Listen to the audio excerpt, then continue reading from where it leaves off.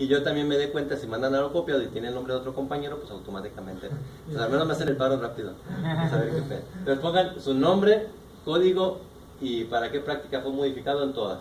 Ahora bien, te digan aquí el cliente.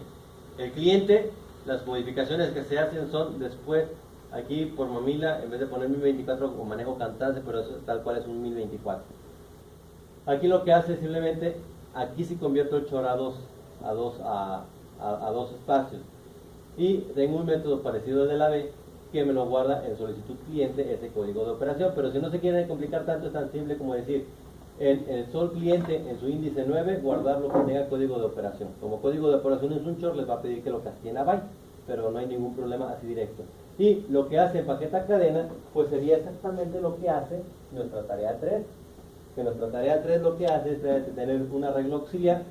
Ese arreglo auxiliar de la cadena que voy a empaquetar, le pongo get byte y simplemente yo sé que en el índice, en este caso el I es donde comienza los datos relativos a la operación, sería el índice 10, guardo el tamaño y a partir del 11, se fijan, utilizo el system.arrayCopy, donde el origen es a partir del 0, el destino es a partir del 10 más 1, que sería el 11, lo que tenga el arreglo auxiliar o lo que tenga la cadena archivo, la cadena nombre.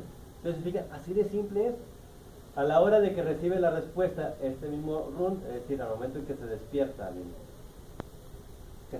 del receive, lo que tiene que hacer es lo que hacía también la tarea 3, que es desempaquetar la cadena. Entonces, fíjate, el arreglo que yo recibo como respuesta, simplemente creo un new string a partir de este arreglo, diciéndole en qué índice, que en este caso sería el índice 9, el tamaño que diga el índice 8.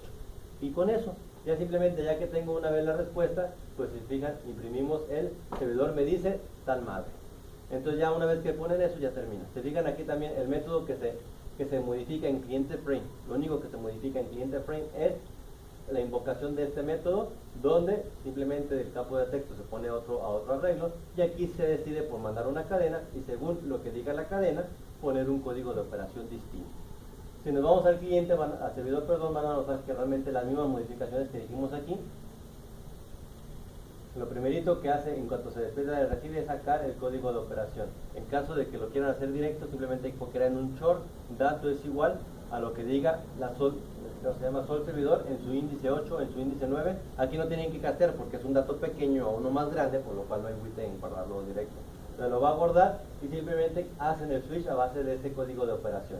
Si van a hacer puntos extras, les pido por favor que me digan el ejemplo de cómo lo utilizan, porque hay gente que le gusta poner el nombre del archivo con extensión, o la extensión yo la pongo, cosas por el estilo. Por ejemplo, aquí dice, si yo quiero crear un archivo, pon test.txt y este se creará en C.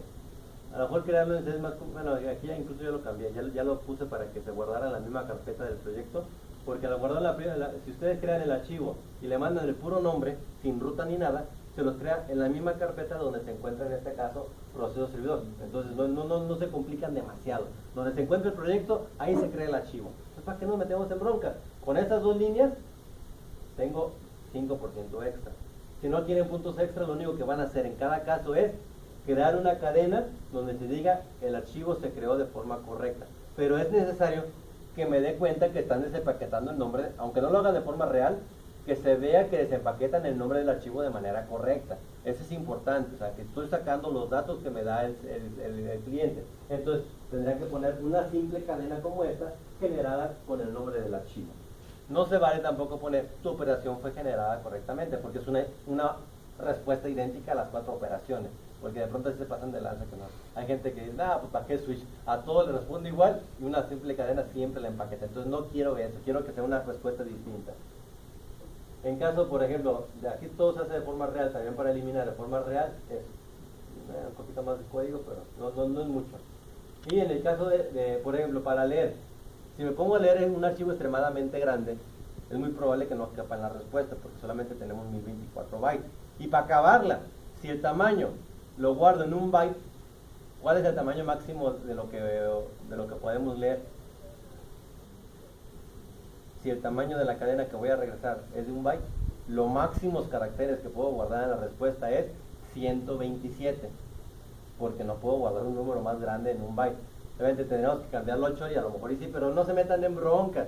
Con que se lea una parte del archivo, si quieren puntos extras, con que se lea una parte mínima del archivo, pero que se lea del archivo es suficiente. Y por ejemplo aquí, yo pongo, lee este archivo, la línea 5, y con que leas una línea, ya es suficiente. El carácter especial para separar, en este caso, es el guión. Para escribir, si lo quieren hacer también con puntos extras, explíquenme cómo hacerlo, o cómo ustedes lo van a implementar. Y aquí, por ejemplo, se dice que el archivo test.txt, el carácter especial de nueva cuenta es el guión medio, y después es lo que se va a escribir. Y ahí se va a escribir, por ejemplo, eso. También, si no van a hacer puntos extras, valdrá con simplemente crear la cadena. Cualquier caso, por lo tanto, nos va a dar una cadena, que en este caso es la cadena respuesta. Esa cadena respuesta, se fijan aquí, hacemos lo de la tarea 3, la convertimos a byte y la guardamos dentro del arreglo de byte respuesta del servidor para invocar a recibir.